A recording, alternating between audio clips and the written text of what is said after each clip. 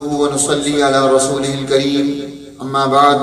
فأعوذ بالله من الشيطان الرجيم بسم الله الرحمن الرحيم فاستبقوا الخيرات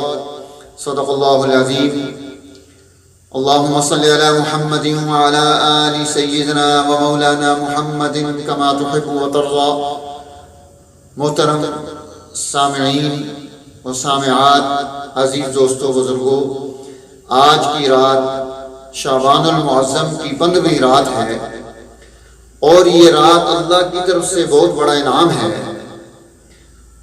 اور اس رات کو نبی اکرم سرور دو عالم صلی اللہ علیہ وسلم نے ارشاد فرمایا، قوموا لیلہا، اس رات میں قیام کرو، اللہ کی عبادت کرو، وصوموا نہارہا، اس دن میں روزہ رکھو. آنے والا جو دن ہے 15ویں کا، اس میں روزہ رکھو. اور حضور علیہ السلام نے فرمایا کہ اس رات میں اللہ تعالیٰ بنو کلب کی بکریوں کے جو بال ہیں ان بالوں سے زیادہ اپنی مخلوق میں انسانوں کی مغفرت کے فیصلے کرتے ہیں. اور ایک جگہ ارشاد فرمایا، یغفر لجمیع خلقی، اپنی ساری مخلوق کی مغفرت کے فیصلے کیے جاتے ہیں. لیکن کچھ گناہ ایسے ہیں جو اس مغفرت عام سے بھی انسانوں کو محروم رکھتے ہیں، اور ان میں سے سب سے پہلی چیز شرک ہے. فرمایا الا المشرک، شرک جو ہے اللہ کے حق کو اس میں ڈاکہ ڈالنا، اس کی ذات اور صفات میں کسی اور کو شامل کر لینا، یہ جرم قرار دیا ہے. اس لیے اللہ نے ہمیں پیدا کیا، اس نے ہمیں رزق دیا، اس نے ہمیں دنیا اور آخرت کی نعمتیں دی، تو ہمیں اس کی قدر دانی کرنی چاہیے. اور دوسری چیز ارشاد فرمائی رسول اللہ صلی اللہ علیہ وسلم نے کہ جو شخص خاندانی نظام کو توڑتا ہے، قاطع رحم ہے، رشتہ داریوں کو قطع کرتا ہے، وہ بھی اللہ کی رحمت سے محروم ہوگا. اس لیے اللہ کے نبی صلی اللہ علیہ وسلم نے فرمایا، آپ میرے محبوب یہ فرما دیں، لا اسألکم علیہ اجرا الا المودۃ فی القربى، کہ میں تم سے صرف ایک ہی مزدوری چاہتا ہوں اپنی محنت کی، کہ تمہارے دلوں میں رشتہ داریوں میں محبت پیدا ہو جائے. اس لیے اللہ کے نبی نے بہت سارے حقوق اس کے بیان فرمائے. اور تیسری چیز فرمائی کہ وہ شخص جو مشاحن ہے،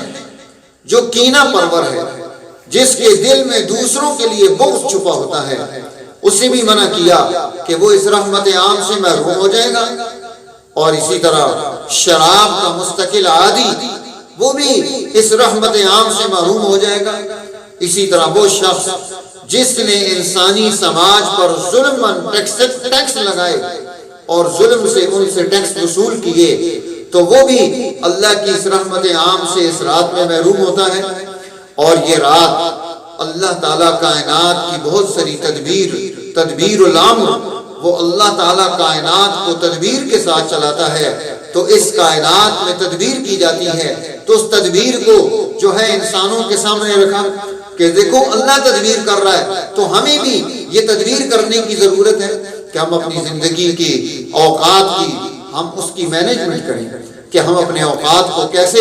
جو ہے صرف کریں گے، اپنے وسائل کو کیسے صرف کریں گے. ہماری زندگی کا شیڈول کیا ہوگا؟ کیا ہم نے اپنے لیے کوئی شیڈول بنایا کہ ہم روزانہ اتنا قرآن تلاوت کریں گے،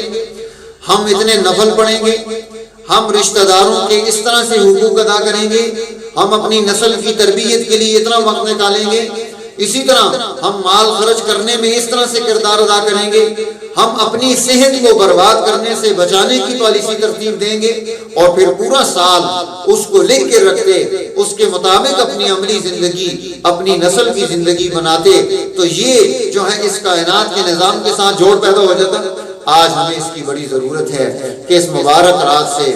آنے والے آگے ایام میں ہم اپنی زندگی کی اوقات کی قدر پہچان کر ان کو درست طریقے سے عمل میں لے کر آئیں، صحیح طریقے سے مصروف عمل ہوں،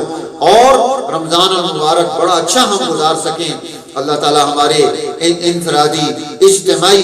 ذاتی، گھریلو جس طرح کی بھی گناہ ہم نے کیا ان سے توبہ کی توفیق نصیب فرمائے، اور آج جو ناسازگار حالات ہمارے ملک پر ہے